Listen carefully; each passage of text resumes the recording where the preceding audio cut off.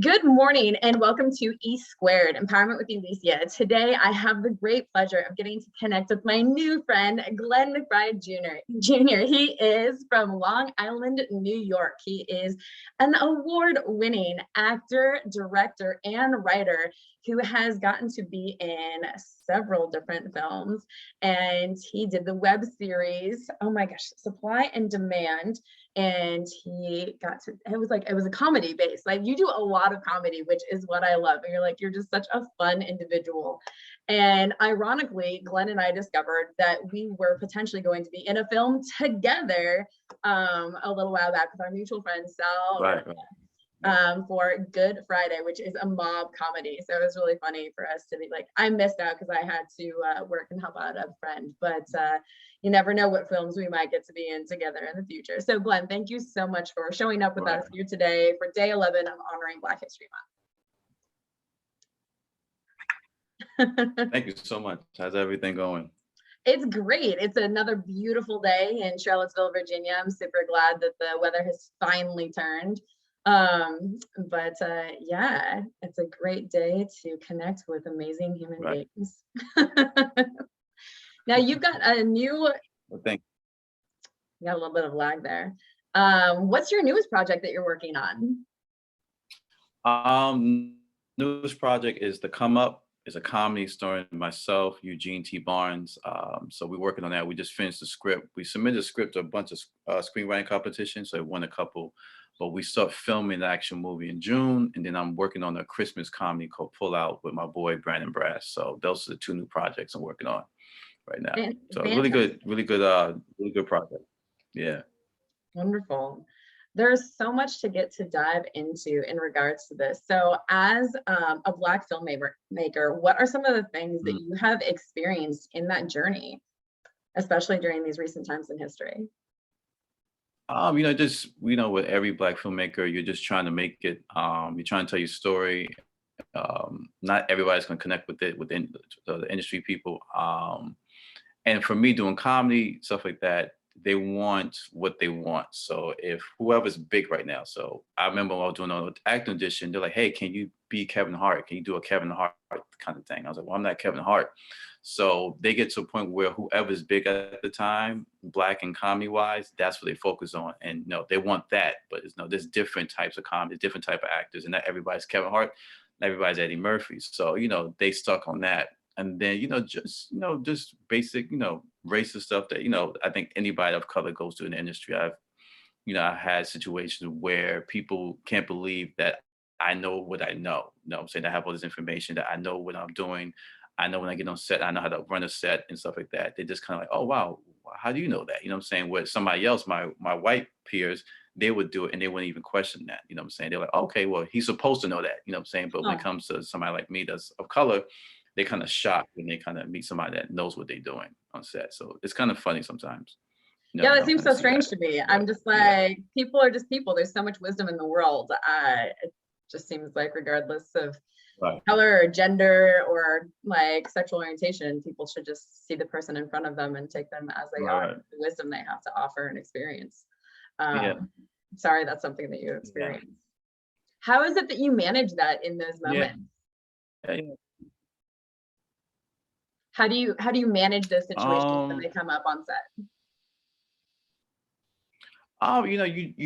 You kind of know, how can I say, as a Black person, a Black man in America, it's like being Spider-Man and having spider senses. You can kind of pick it up that it's there, what I'm saying? Even when somebody who's trying to be nice, so you can hear the undertone, the racist undertone sometimes. So you just do your job, what I'm saying? Like, I'm here to do a job. I'm here to, do my job well and then go home. What I'm saying? If we become friends, great. But if you don't like me because of my color of my skin and I know what I'm doing, that's great. But one thing you're not going to deny is that I know what I'm doing.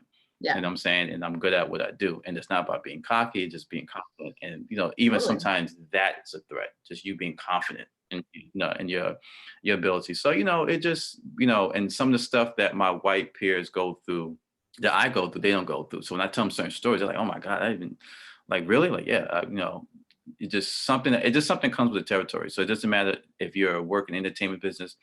I've been through stuff like that when I used to work for the Board of Education, you know what I'm saying? Just stuff that they would just do, you know what I'm saying? That would just kind of just underline, just make you feel small, you know what I'm saying? So as a Black man, you just get used to it and you know how to deal with it. You know how to maneuver and still achieve your goal. So Yeah. Thank you so much for sharing all of that. Do you ever have, before I go on to that, we had Kevin Pop on and he said, it's about being our own trend versus following the trend. All great comedians branded their brand to be something others wanted versus to be like others. Great to hear you following the beat to your own drum. And Kevin is a fellow Black entrepreneur, really great guy. Who actually helped me yesterday. We're laughing about that. He gave me some great advice about getting to be a men's mindset coach to help with navigating uncomfortable conversations. Oh, nice, with women. nice. So like, I have like really lots of appreciation and respect for Kevin. So if anybody's out there struggling with their niche, they should definitely check out Kevin Layler for a little bit extra support.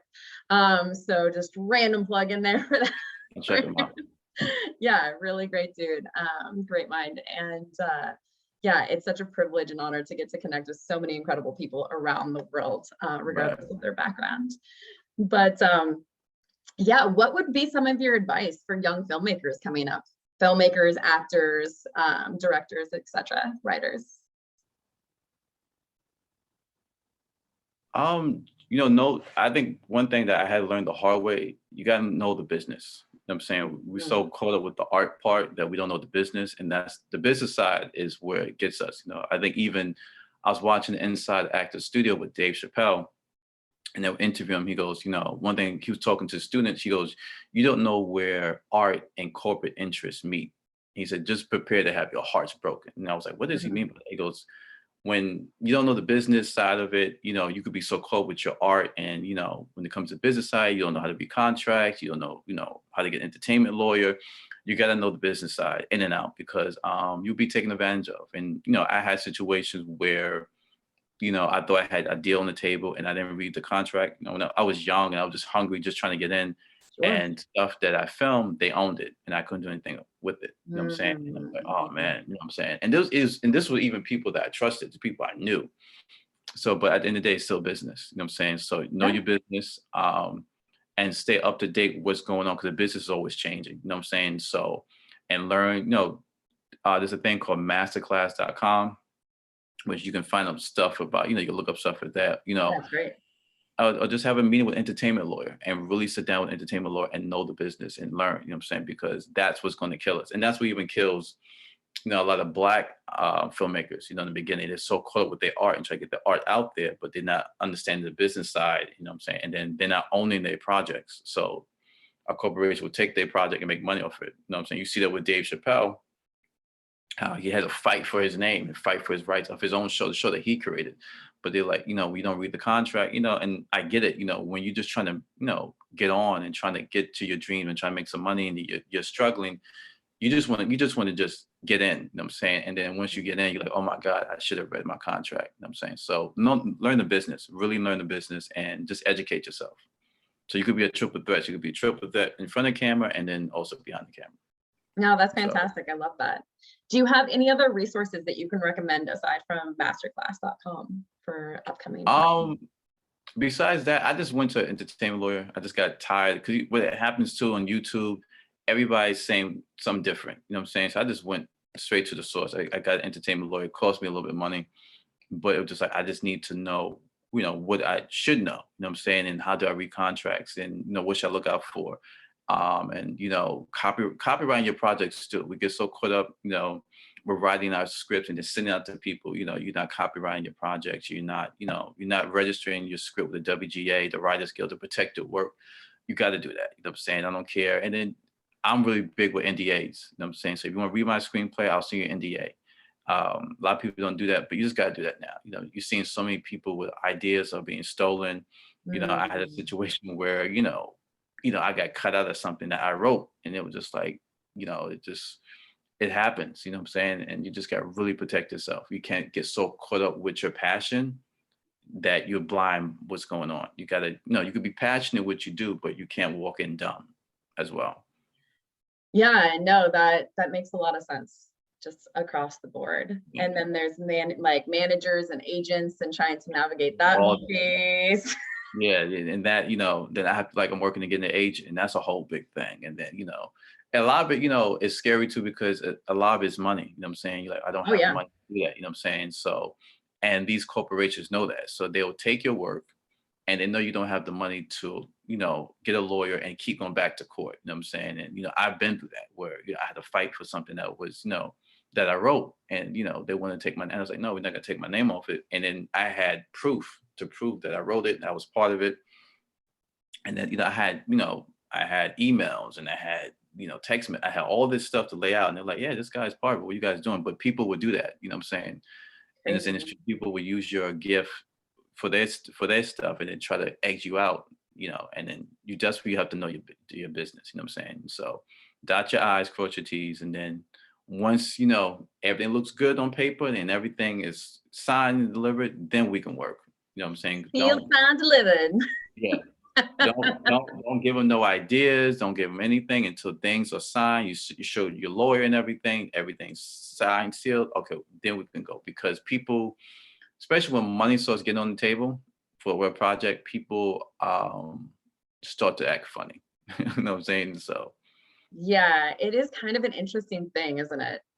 It's very interesting. I've seen it, and it's just like, and it wasn't a lot of money. It was just, what I'm saying, it was like, You're like, we're not talking like millions of dollars here. Yeah, it was like, you're doing that over that. It's just, but people with fame and just, they want it so bad. And it's like, and I watch people do that, do the wrong thing, do stuff behind people's back, and then destroy a whole entire project. So it's like, what could have been is now, it's not happening because you were greedy, and now everything is falling apart. And I watch people exit themselves out of a project over greed. So, you should get paid, but just do it the right way. You know what I'm saying? Yeah, absolutely. It's interesting, like across the board in life, a lot of people seem to run across problems when they allow ego and expectation to get in the way. I feel like in the entertainment industry that you have even higher levels of ego and expectation at play that spill out in dysfunctional ways. What are some ways that you mitigate that in your own life and career? Just every situation is different, and you have to deal with it. One thing I learned from an actor from years ago. He's like, no matter what happens, stay professional. You know what I'm saying? And there's been times where I wasn't, where I was just so mad because things were happening where it shouldn't have happened. It wasn't professional, it wasn't right. Sure. And I didn't conduct myself the right way. And, no offense, that's what they wanted. They said they want to go see this is what I'm talking about. So they got you out of character to prove a point. Yeah. So you have to, no matter what's going on, stay in control. And I've been in situations where, when I just had to speak up, like, this is not right. You know what I'm saying? This is not fair to this actor. This is not fair to this director. No, we're not going to take this guy's work. No, we're going to pay this person. And you find out that not everybody has that same drive to do the right thing. You know what I'm saying? And, and it's disappointing. And, but you kind of find out who to work with and who not to work with later on. You go, and then if you do see them again, I know what to do when I'm with this person. I know what's coming. You know what I'm saying? So you said, it's not an easy business. It's not an easy business to have your integrity sometimes, yeah. But you got to keep it intact, because I've watched people, like I said, do things. Oh, if I do this, I'll become famous, and they just do things that was totally against their morals and stuff like that. The project tanks, the project falls apart, and now they're sitting there looking dumb. And then not only they lost the deal, but they also lost some good friendships along the way as well. So now you don't have a deal. You don't, those relationships that you did have, they're gone, and now you're by yourself with nothing. And then, that makes a lot of sense. I have another friend who is a Hollywood screenwriter, and he has talked to me in the past about some of his frustrations of having directors micromanaging a script. Right. And taking like some of that creative process, like, you've created this great script, and something, especially like if it's a rewrite, right? You're sending it to me for a rewrite because you weren't happy with it. but then you're just like, oh no, and then there's this back and forth. So has that happened to you? And if so, how have you managed that entire situation with the interview that you're speaking of? That has happened to me on both sides. So I've been the writer where the director or the producer want to change things in the script, and you're very passionate, and you're like, hey, I don't want to change that. This is why. And I've also been the director that's been talking to the writer, like, hey, can we rewrite stuff? Like, it really depends. Like my relationship with my boys Jimmy, Kelly, and Brandon Brass. I'm directing the Christmas movie Pull Out, and we're writing it together, and then we're making changes. And sometimes we don't agree. It's like, well, this is funny. This joke is funny. This is why we have to do this. And it really depends. The main thing is respect. You know what I'm saying? Right. I think if respectful, you have to hear everybody's input, why this is important, why we should take this out. And then some people just don't care, you know what I'm saying? And they just say, I want this. It really depends. When you're the writer and the person's the producer or the director, it's very hard to really fight for what you want, because now you have given over the script to them, and they're going to make changes, because it could be due to budget. Sure. It could do to be like, hey, that location that we thought we can't get that no more. So we got to rewrite this stuff. Like, even with Stir Crazy that I'm in, the writer who's also the director, we had to change some stuff, because just budget wise and time wise, okay, we can't use this location anymore. And sometimes that could be an issue. But at the end of the day, it's like, what's best for the project? You know what I'm saying? I think everybody's puts their egos to the side and go, what's best for the project? And once you do that, things will start to happen. You know what I'm saying? Then we can have great dialogue. And, like I said, main thing is respect. Once people start being disrespectful, that's when, we start having issues. You know what I'm saying? And, and I get it. People are very passionate what they want to do and why they feel the way they do. And they should. But I think the main thing is respect. Once respect's out the window, and I've been in writer meetings where the producers have been very disrespectful. I've been in the writer's room. I've been one of the writers when you're sitting and going, whoa, like, I didn't deserve that. We didn't deserve that. You know what I'm saying? And people don't know how to lead. You know what I'm saying? They don't know how to delegate. They just want what they want. And there's a science, there's a method, there's an art to pulling things out of people, the best out of them. You just can't be sitting there cracking the whip 24/7. You know what I'm saying? So, but the main thing is respect. You know what I'm saying? And then what's best for the project? Does this make sense for the project? Not your ego, not because you want, you like that. Does this make sense for the project? That's the main thing. Yeah, no, that makes a lot of sense to me. I think that sometimes it can be difficult for people when both names are on a project, right? Because if it shifts too much, then it's just like your essence potentially is taken out of it, but your name is still attached to the project. And that's something that's going to go forward, people see, right? So finding that balance between 2 or 3 or however many people are involved in that process can definitely be a bit tumultuous and delicate. Yeah, it could be a problem. It could be a problem. Yeah, speaking of writing and everything else, one of your first films that you had put together, if I remember correctly, is Traffic Cops, right? Right. And you had put that together when there was a lot of tumultuous things happening in the world with police. And we had briefly discussed before we hopped on the call, like what that experience was like in using mindfulness and seeing as a comedy, like what you're putting forth. So we'd like to share a little bit more about the experience of writing that during those times and how you worked together and came forward with that experience. Yeah, Traffic Cops was my thesis film for film school. I wanted to do a buddy cop comedy. That was my dream. I love Beverly Hills Cop. I love Lethal Weapon. I love The Last Boy Scout. I love The Other Guy. So I wanted to do something like that. So that was my thesis film. And as we were writing it, all this stuff was happening with police and with Black men. And, just it was happening all around us. And we'd be in class, people would be talking about it. So as we write this movie and we started filming, there was a lot of conversations, with my boy, my writing partner, Giovanni Lozada, who's also my classmate at the time, was like, yo, like how, okay, this is a comedy, but do we kind of talk about it? What do we do?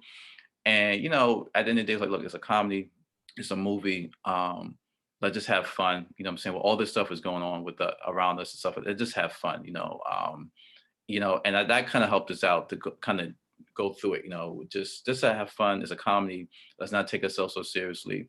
And then the fact that it was starring myself, my boy Giovanni Lozada, who's Puerto Rican, and my boy Sharon Bey, who's also Black. It was like, hey, we don't have to even talk about that stuff because you have a Black lead and you have a Spanish lead.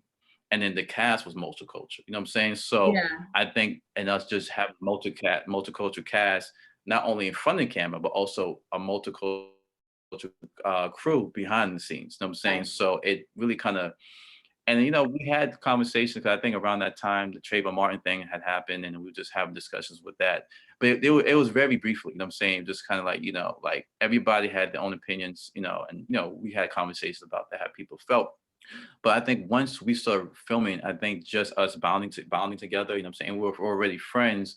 It just made it easy. So what was going on around us outside of the film set, it never really affected us because we were so close, and we knew that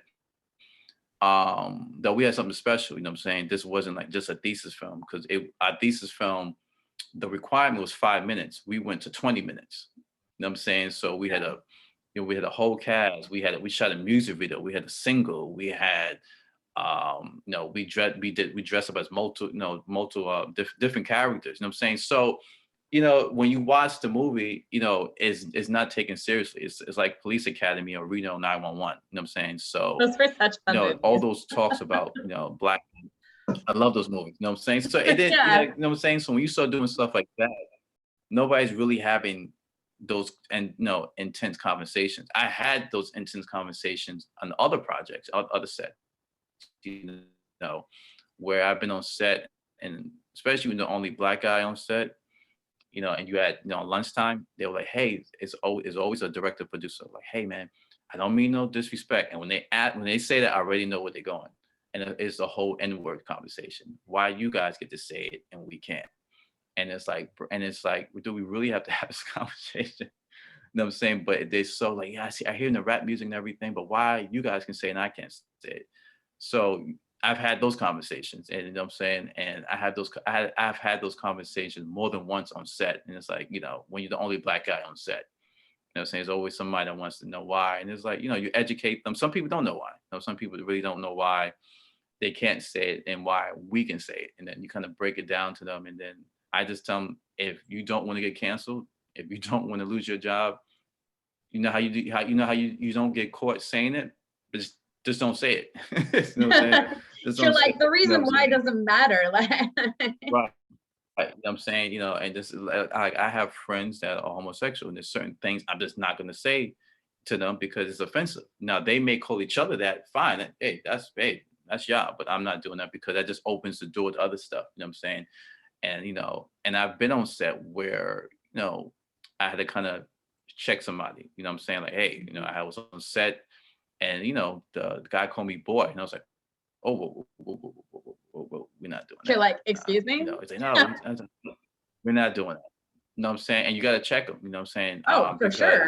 And some people, they just, right, you got to. And some people may not know it's offensive, and some people do. And some people want to test the waters, want to see how far I can go before you say something, you know. And like I tell people, I love what I do, but I don't need a job that bad. Yeah. I'm gonna not anything. You know what I'm saying? So, but going back to Traffic Cop, yeah, just writing when we did the movie, all the stuff that was happening around us, it didn't really affect us that much because we were really so close, and you know, we all respect each other. You know what I'm saying? So it was easy, you know. And then two, we was under pressure to get the thesis film done. I had to get it done because if I didn't, I couldn't graduate. So we had no time to really like argue on set. We can't mess with politics right now. We just can't get shit done. But when those conversations, you know what I'm saying? We gotta go. But those conversations, you know, but like, or between me and Gio, you know what I'm saying? When we were writing the movie, it's like, yo, like, do we talk about this? Do we tackle this? And I was like, look, man, it's a comedy, man. I'm like, when Richard Pryor was doing, you know, comedy in the 70s, all that stuff was happening, you know what I'm saying? And that didn't affect his comedy, you know what I'm saying? He was still funny, you know what I'm saying? You know, so we're just going to do what we're going to do. And it worked out. But yeah, you know, we talked about it briefly, you know what I'm saying, when we was writing the movie. No, I really appreciate you sharing all of that. No problem. Which does fold into like my next bit of conversation. And, you know, it's funny because for women, for us, it's like when people call each other bitches. Right. Right. And so like I went through, I feel like it's part of that, like a small stage of my life when I was younger. But then Right. being like almost 42, I'm just like, I'm not interested in calling my lady friends Yeah, it's bitches, yeah, or like having it, somebody else call me a bitch. And so it's just, I feel like it's yeah, the same sort of thing, because there's so much power to words. right, How we call ourselves something or call somebody else something, be it in our friend group or out of our friend group. There's power to right, everything that we say, and really taking that into consideration and how we want to identify and exactly, put forward, which then comes into comedy. exactly. So like I've done a little bit of stand-up comedy. I was bravely went on set like 5 Oh, I know that. I times. know that. Oh, no. Yeah, that was my Oh, sketch no. for last year. People You got actually any laugh. clips or Huh? you got clips? You got clips of yourself doing stand up I or? do. I do have clips of Oh, I myself gotta see. doing stand up. I have officially been on stage with a microphone. No one has paid me, but it was definitely, and there are times when people thought my jokes were hilarious, and then there's times when your jokes fall flat. And I Right. remember the last time I did comedy, I went to support my fellow comics, and I wasn't actually planning to get on stage, but Hmm. they didn't have enough people for the set that night. So I spontaneously went up as like second to close. Oh, wow. And yeah, and I was like not prepared for that experience. And every comic except for 2 that night completely fell flat on their face. Wow. There was a woman from Chicago who used to live in town who absolutely killed it. And I swear to God, this woman should have her own Netflix comedy like special. She Wow. is hilarious. Right. I'm like, I would pay like easily $40 to go see her. Wow. Like, yeah, She was that good. Okay. yeah, legit. And then another guy who I've seen perform before, who like normally was like decent, but like that Mhm. night he was just like on fire. But all the rest of us, even people who sometimes killed it other nights, nada. And it's really an interesting experience to be on stage Mhm. and deal with people just not positively respond. Like they're not Right. booing you, but they're also just like stone faced in the crowd. And you're just like, Yeah. okay then. Stone And like, like Stone yeah, Cold. Yeah. Just yeah. I'd rather be booed than be you just sit and look at me. I'd rather you just boo me. I'd Huh? rather you just boo I'd rather you just boo me than just stand there and look at me like Right? You're just like, doing you it. get some sort of reaction out of the people in front of you. But yeah, so that's definitely an interesting practice. So I have 2 questions for you. The first question, since we're just on topic, is as a comic, how do you find that line between what is not appropriate to say as a comic and what is just pushes the envelope enough? Because like I feel like if we're not offending somebody in the crowd, we're probably not doing our job as a comic. Because that's what people find funny. What are your Um, thoughts?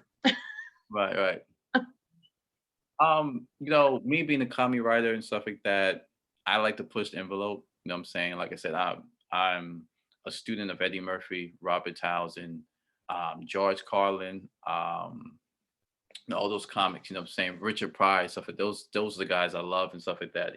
So even Andrew Dice Clay, you know what I'm saying? I'm from that school, you know what I'm saying? Right. So I like to push the envelope, you know what I'm saying? I mean, somebody's gonna get offended. You know what I'm saying? You can't, if somebody's gonna get offended, Nature. if you watch stuff now, yeah, somebody's gonna get offended. If you watch like Eddie Murphy's Delirious, like it's like, yo, like, whoa, you know what I'm saying? Especially where we at now.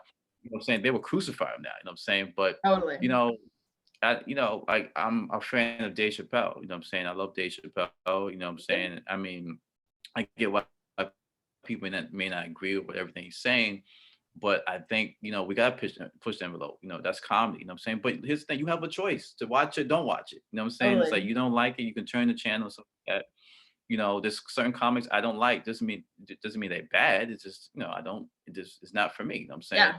I'm with you. Um when we writing the script, like even when we was writing Traffic Cops, there was certain things was like, yo, no, because this is a thesis film, so this is for film school. Like Yeah. how far did we go? And I'm like, look, if I'm going to graduate and this is going to be the movie that's going to help me get in the door to get hired, I'm going all out with the jokes and stuff like that. So I Totally. did everything I wanted to do with that. I have most of my friends are stand-up comics and they just push the envelope. It's not even about push the envelope. It's just saying what you want to say, what you feel, what you observe, not everybody's going to agree with it, and this whole cancel culture thing is just getting out of hand. It's like everybody, like I nobody's agree gonna have with a you. job. I mean, I've watched, old Howard Stern interviews, you're like, yo, this dude is Yeah, bugging, dude. now he's like, hey, he's like, I'm a dad now. He's all mellowed out, even like you watch like Snoop Dogg's going to do the halftime show on Super Bowl. His old lyrics, he's going in. Like, what do we do? Do we fight? No, it gets to the point like, nobody's gonna have a job. And a lot of these people that are complaining, they're just they got nothing better to do. Like, who sits there and go through old people's tweets? Like you have that much time on your hands to do that? Like, I don't, Yeah. I'm saying? Even with this whole controversy with Joe Rogan, it's like, I get it, and just like, it has to be addressed, but it's just like, dude, it's a fun situation, It's like, like I love Joe Rogan's comedy, but it's like I didn't know he was saying the N-word that much, but it's kind of Yeah. like, just I don't know. I think somebody should pull them to the side, like as a black friend, like, hey, dude, look, I know you're funny. I know what you're trying to do. You're gonna get yourself in a lot of trouble. And then, Yeah. like, so I don't know what's happening behind the scenes, but well, all comedians, you're gonna wipe out. You're gonna have to, you're gonna say jokes that people are gonna find offensive, and or people, what's my guy, Bill Burr. I love Bill Burr. That's like one of my favorite comics. But a lot of people don't like him. A lot of women don't like him, and I get why. But that's like, hey, that's not for you. But I know some female comics that are hilarious that be tearing men apart. That I'm like, I'm not sitting offended. Like, yo, okay, it's not my thing. I don't think she should be canceled. So this whole cancel culture. And here's the thing: if you go to a comedy club to complain, then don't go. You're like, well, I'm going, like, don't go. Don't Oh go yeah, there. I know. I feel like, so I'm writing a book right now, and Okay. it's called Sex, Comedy, and Confidence: A Reflective Journey with Horses. And so it's just like starting out where I'm just like, first line, I'm just like, we're not talking about having sex with horses. Right. And the second line is just like, you may be triggered by things that are in this book. Understand that they're like, it's me talking about my own personal experiences. They come with positive intent, and our triggers show us where we as individuals have room to grow and heal because of our stuff. And we don't have to agree with people what they say, and we don't have to condone their actions, but our triggers are 100% our responsibility. And I feel like as a culture, people really struggle with that because there's lots of victimization, and there's things, and people aren't oftentimes taught how to navigate triggers and the energy that comes with that, and how to healthily transmute it, which is why we tried to operate with grace and healthy role modeling. But I'm just like, yo, you can put the book down anytime. You don't have to buy it. You don't have to watch comedy. You don't have to, like, there's all these different things. Like, own yourself, assume positive intent, like, understand the frame that you're in. Like, if you're walking into comedy, like, it's comedy. Like, we're there to like try to be funny, not there to try and have like be the moral police or whatever. He's not your therapist. The stand-up comic is not your therapist. 100%. Like, we're there to just like hit on things, and it's just like people tell any individual, it's like, you're not going to be for everybody. It doesn't matter, like, as a person making friends, dating, a job, comedy, like, none of it. Like, you're never going to make everybody happy, and the sooner you make peace with that and just stand in your own authentic self, the happier you're going to be for the rest of your life. A lot like, of people have the boundaries. Exactly. A lot of people just miserable, and they're like, I need something to complain about. And it's like, yo, after a while, you're like, yo, just then don't turn the TV off. If that bothers you that much, that just get out of hand. I think people get tired of it. Yes, I think certain people need to be checked on certain things. Totally. And I get that. Yes, I agree. But then it's getting out of hand. It's like, every day somebody getting fired. It's like, good Lord. I remember when Aziz got in trouble. He just won the Emmy Award, and it was this girl, she had an accusation, and then when you came down to it, it was just an awkward date, and it was nothing like that. But she put it out there like it was something totally different, and then this guy had to kind of sit down for a little bit, and it kind of affected his career, and go, this guy didn't do anything wrong. So, I think, people need to be checked, but I think also we need to really, take time before we start canceling people. Like what happened, get to the bottom of the story. Not be so quick to fire somebody, it's just like, cause you destroy their whole life. And then, oh, we found out, oh, it wasn't true. Yeah, but this guy's life is destroyed. You know what I'm saying? But at the same time, you have some women that have had stuff that has happened to them on set and nobody listens to them. So it's like this unbalanced, thing in the industry and just in our world, you know what I'm saying? So we just gotta, we gotta use wisdom, you know what I'm saying? We can't be so quick to cancel somebody, but we can't be so quick to turn somebody off when they say, hey, this is what happened to me. You know what I'm saying? We see Yeah. what what's the guy? Weinstein, you know what I'm saying? Like, oh, there was a bunch of women that was saying stuff for years, but no, they was like, yeah, whatever, you know what I'm saying? You're just trying to get a acting role, you know what I'm saying? Whatever. And now we found that it was true, you know what I'm saying? Yeah. So, but if we would listen to these women and really dig in and stuff like that, a lot of women would have been safe, you know what I'm saying? So we just have to we gotta use wisdom, you know what I'm saying? But I think we're so quick with, I don't even think sometimes we're looking to fix things in the entertainment industry. We're just looking for the next headline. You know what Yeah. I'm saying? What's hot right now? Okay, this is gonna be, oh, this happened. Oh, this, you know what I'm saying? Everybody's dropping tea. Everybody's, this person did this person did this, everybody's running TMZ. So it's like, oh, we running TMZ to drop the hot story, or are we doing stuff to really change the industry? You know what I'm saying? So, I don't know.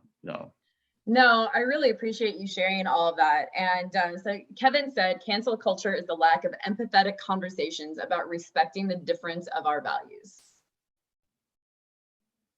So he just said that. And then my experience, so when I created the 2 global men summits, I had men representing every continent to talk about masculinity in business and masculinity in relationships and the things that men struggle with in the world today. And on both of those summits, I had Hollywood producers. And I was trying to get male actors from Hollywood, and I talked to a few of them. And what I find really interesting about the specific conversation you and I are having right now is that the men that I spoke to would not go on record about the experiences they had had with sexual assault and sexual harassment from women and other men within the entertainment industry because of the backlash they feared having on their career. And so I think it's really important that everyone is heard and there's a safe space for everyone. It is incredibly important for women to be heard and kept safe in regards to sexual harassment and what's going on in the workplace. It is also extremely important for men to be able to come forward in the entertainment industry and in other industries to be able to share their stories, even when it's at the hands of women, and how they are treated in Hollywood and manipulated as well, and having the stereotypes of how you need to look with your body and how you need to act. And I think this is a conversation that is sorely lacking in the entertainment industry because we've had so much focus on women and having people supported in other areas, and men have just been completely like left aside. But men are human beings too, and also deserve to have rights and have support. And because if we want equal rights for everybody, then that's everybody. That's men, that's women, that's people of color, that's the LGBTQ plus community. It's everybody having a voice, not like raising somebody up because it's like it's their turn. It's like, no, it's equal. Everybody gets to have the opportunity in real time, in present, in the now, to get to have a conversation about them being safe, about them having a voice and feeling seen and heard and respected. So that's my soapbox moment of being like, hey, everybody.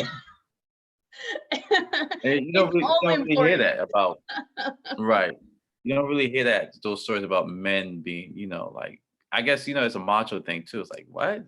Man, please. You know what I'm saying? It's that macho thing. Like, what? Sexual harassment, man? Please, come on, give me a break. Like, you know what I'm saying? But I haven't heard stories of men, I haven't, but I guarantee you there's stories in the entertainment industry with men that have, been sexual harassed and stuff like that.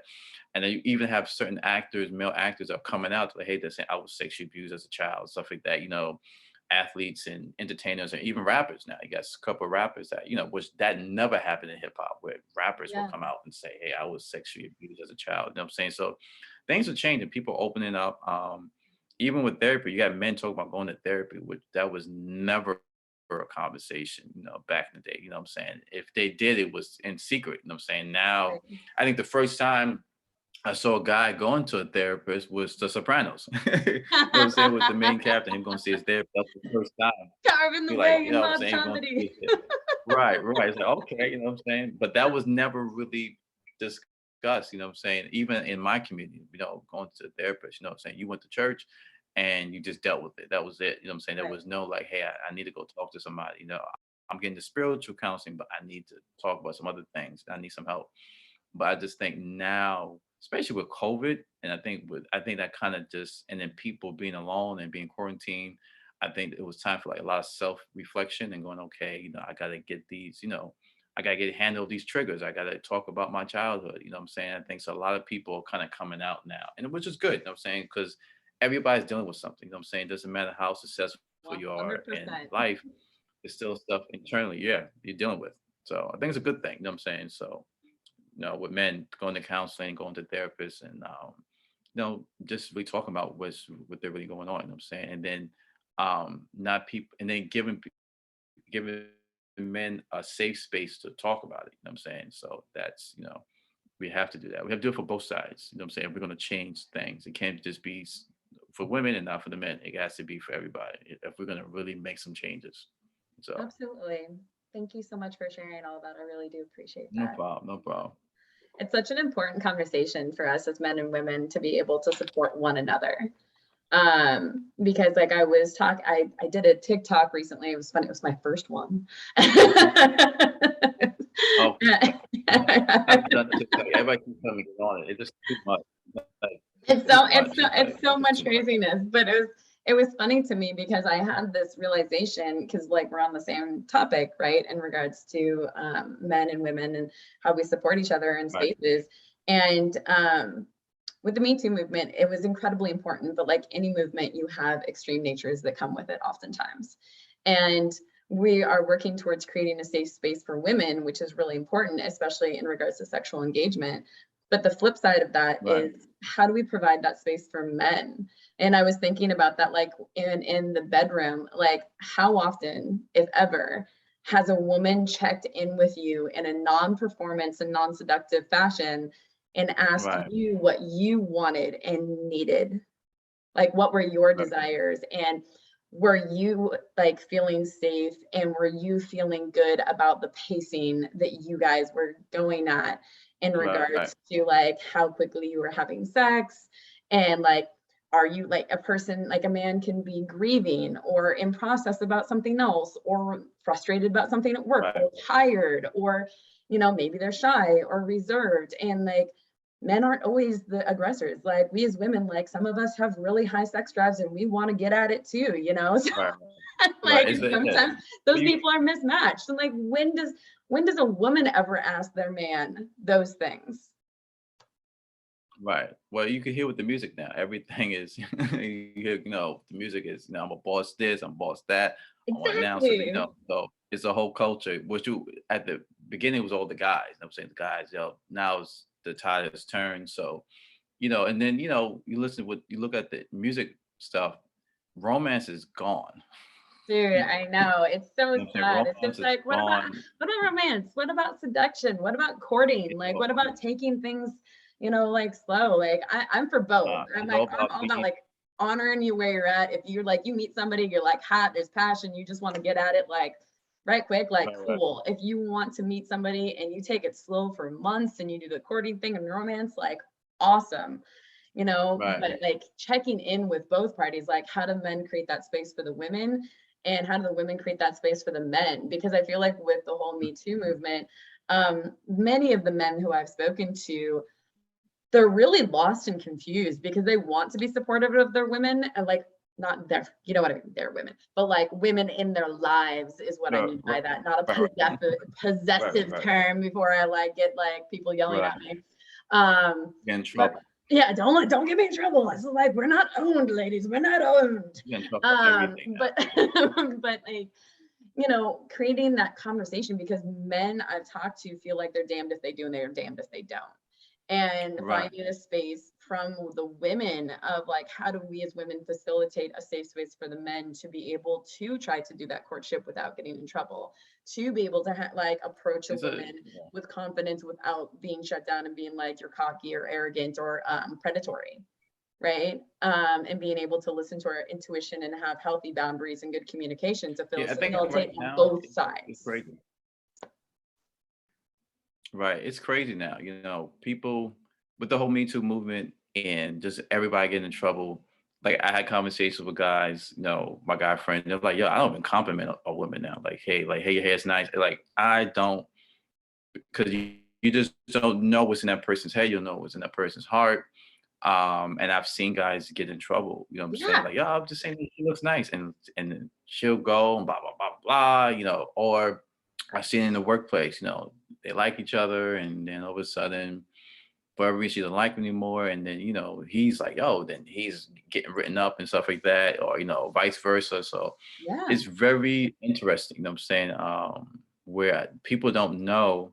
And I think the lines of consent has changed, you know what I'm saying? Where it's like, you know, people don't know. You know, I mean, it's getting to a point where people don't even understand verbal cues and just like, hey, signs, like, hey, I'm not interested. It just, you know, it just on their phones and on their computers. They're right, like, they can't be nonverbal communication. And that has stopped.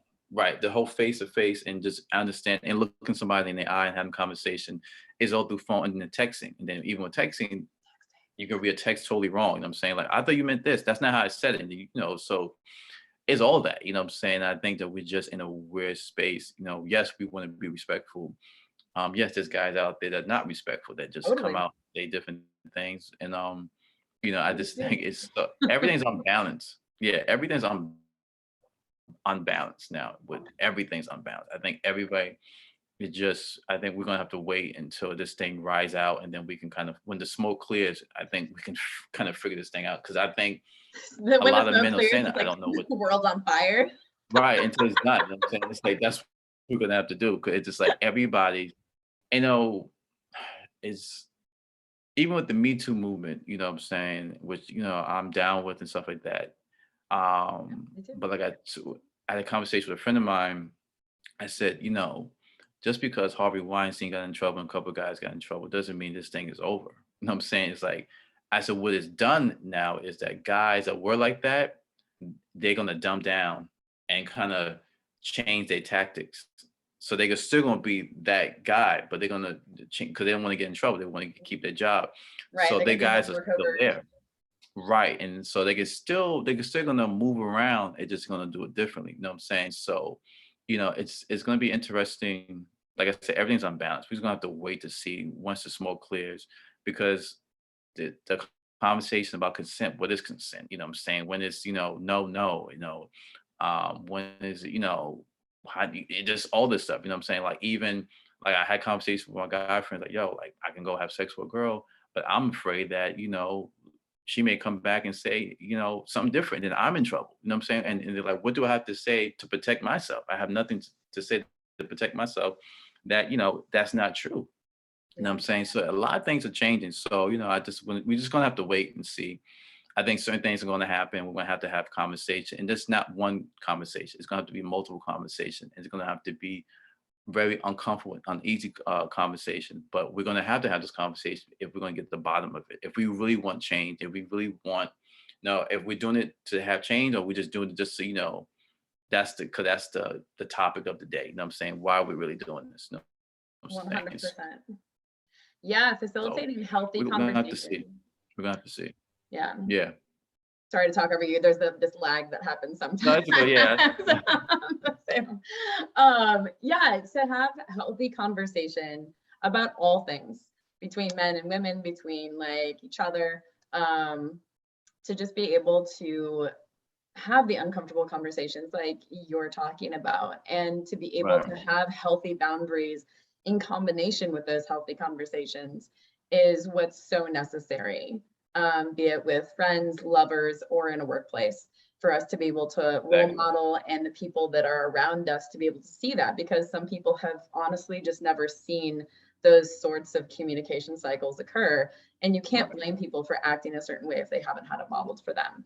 you know, some of it like comes through organically for people to figure out, and but it can take more time. And so that's why just as individuals, we need to continue to work and grow and be vulnerable and share our stories and do our best to be authentic and be like, life is messy, we mess up, but like it's what we do with the mistakes that we make that matter more than I think the mistakes themselves. That's not an absolute statement.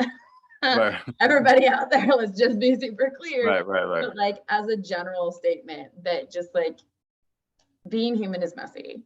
You know, and personal accountability is really important. And so it's just like, once something is done, we can only learn from it and create healthy boundaries and safeties for ourselves and do our best to heal and move forward functionally. That's true. That's a good statement. Definitely true. Thank you. Well, my friend, we've gone through so many big, important, powerful things today. You said you wanted to freestyle. This is what freestyle one looks like. Freestyle's good. It came out here. We talked a lot. Yeah, we did. Well, my friend, is there anything else that you would like to drop in, some wisdom, some support for other guys that are out there, filmmakers, just people in general that you would like others to know? What do you got? You know, I would say stay passionate. You know what I'm saying? It's a tough industry. You're gonna have some pitfalls. You're gonna fall down, but keep getting up, keep writing, keep filming, keep acting, keep going to those auditions, but also take control of your career. You know what I'm saying? So if you're an actor, start writing. You know what I'm saying? If you're a writer, start directing. You know what I'm saying? Stop waiting for somebody to see you, or that's, you know what I'm saying? You gotta have to create your own destiny, you know what I'm saying, and really carve your way into this industry. You see with Issa Rae, you know what I'm saying, she did her web series Awkward Black Girl, and that kind of, opened doors for her, but she kind of did it herself. So you're gonna have to do it yourself, you know what I'm saying? I love her. You know what I'm saying? And now she's a global icon in film and television, behind the scenes, you know what I'm saying? But she started doing these little web series on YouTube, you know what I'm saying? You're gonna have to do that, you know what I'm saying? Not every project is gonna be the project that's gonna blow you up, but you have to keep pushing, you know what I'm saying? And use social media. You got social media out there to kind of push your product out there. You know what I'm saying? Start doing TikTok. You know what I'm saying? Start saying, hey, you know what? Those characters I want to play that I never get hired to do, I'm going to do it for myself. I'm going to, hire myself. And that's the main thing. Hire yourself. And just keep pushing, you know what I'm saying? And keep, and develop, great relationships with people, you know what I'm saying? And I think if you just do things respectfully and keep your integrity, doors will open up. Like with the movie Good Friday, I didn't audition for Good Friday. I had a good friend, my boy Frank, who recommended me and was like, hey, I know this guy, Glenn, he's really great. I met Sal. I talked to Sal on the phone, and then I had the role, you know what I'm saying? But it was based on relationships, you know what I'm saying? So how you treat people is going to really determine how far you're going to go in this industry, you know what I'm saying? So if you're an a-hole, well, that's how far you're going to go. You know what I'm saying? But if you're a nice guy and you just treat people with respect, people will remember you and go, hey, you know what? Because there's stuff, the project I auditioned for that I didn't get, but the way I carry myself, they're like, hey, man, we don't have this, we can't use for this role, but we have a movie. I have a friend that's looking for somebody like you, you know what I'm saying? So it's really, how do you treat people, and that's going to be the main thing, do that, keep writing, keep acting, take control of your destiny, take control of your career, and stop looking to blow up. Just be passionate what you want to do. You know what I'm saying? Don't like, oh, I haven't made it yet. I'm not on the big screen. I'm not on, I'm not on the red carpet. That's going to mess you up. And you're going to lose focus. Just focus on what you want to do, and doors will open up for you. And you'll be surprised who's going to see your work and who's going to see your potential, and, and who you're going to connect with to take yourself to the next level. So that's my little 2 cents, everybody. Boom. That's a fantastic message. I really appreciate all of that. Yeah, wise words right there, folks. Wise words. Thank you. Yeah, it was interesting. So my engagement with Sal too for Good Friday was that I had done a broadcast, an interview rather, with one of his friends, and and his friend was in the movie, and then the guys were all like watching our video together, and Sal took a picture of like our interview on the big screen. And then they called me up out of nowhere, and they're just like, we love your work that you did over here, like we'd love to have you come be part of the movie. So like, you really just never know like Never know. what you do and who's going to see it and what doors are going to open without you even like putting yourself out there necessarily beyond a certain level. Like just be your authentic self, and sometimes magic does happen. Exactly. So it is both work, and it is also a little bit of just like luck and Exactly. you being you. So our last question for the interviews always is, Glenn, Mhm. who inspires you in the world today? Different people when it comes, I have my personal inspiration, I have my professional. For my personals, my father, my mother, my uncles, my aunts, I'm saying, just what they went through and how they pushed through, so they're always a daily inspiration. Then, I have people who inspire me professionally, Robert Townsend, Dave Chappelle, Eddie Murphy, Arsenio Hall, those the guys, the Keenan Ivan Wayans, Damon Wayans, the whole Wayans fam. That was like the guys, that was like the beacons, with Living Color and, Robert Townsend, Hollywood Shuffle, those guys kind of really inspired me that, I can do it. There was guys that looked like me that were doing that I wanted to do as a kid. So when I saw them at 7 years old, I go, that's what I want to do. You know what I'm saying? I want to do that, and just, anybody just really just making a wave in the industry, like even comedian Laurel, who was in Get Out, and then he's in the new movie Free Guy with Ryan Reynolds and stuff like that. I remember watching his career, how he started, from the bottom per se, and then now he's this global icon. You know what I'm saying? So I love seeing people when you're like, oh, wow, I remember him from that small movie. Now they have, grown and they're, big time movie stars and producers and stuff like that. So I just love watching people grind and, so I just, even my friends, what I'm saying, my boy Eugene T. Barnes, what I'm saying, and just him as a comedian, but also as a family man, what I'm saying? Like, yeah, I love what I do, but my family's first, what I'm saying? And how he balanced that. And like, oh, that's really dope how he does that, what I'm saying? And he loves it, what I'm saying? He's not sitting there going, oh God, I gotta go see my wife now. Like, I go see these kids. He loves being a father and a husband, but he also loves doing stand-up comedy and writing, and he's able to balance that. So what I'm saying? So that's inspiration as well. And just life.